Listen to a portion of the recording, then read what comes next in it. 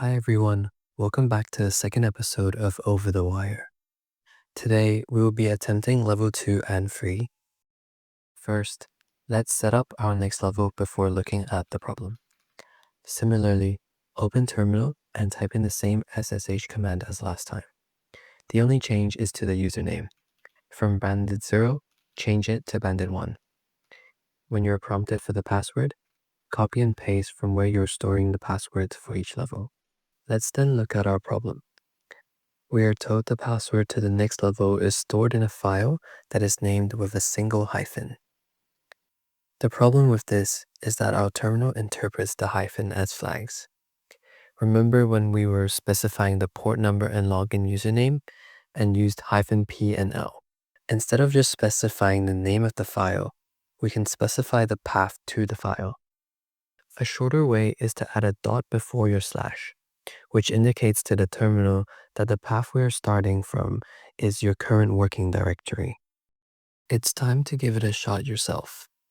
See if you can solve the level with the two methods I've taught you. Good luck.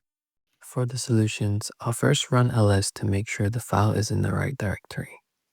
Then using the cat command, let's give the arguments as file paths instead of the file name.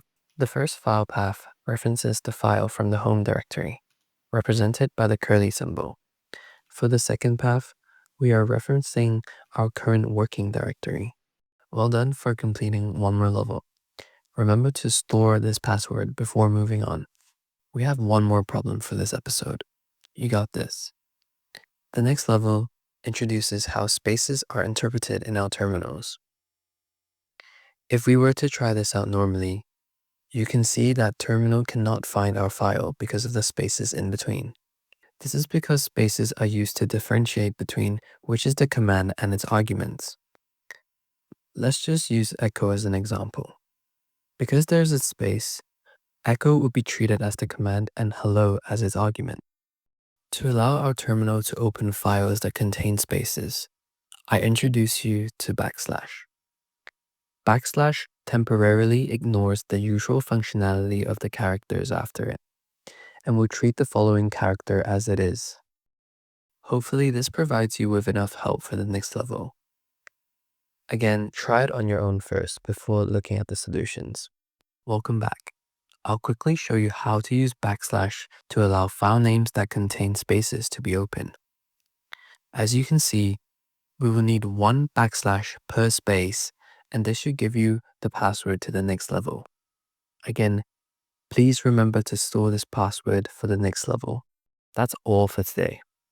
Thank you all so much for joining me, and I hope you managed to learn a thing or two. Please subscribe or leave a like if you've enjoyed this episode, and feel free to also comment on things you liked or disliked. I'll see you all in the next episode. Remember, a level a day gets you a job someday.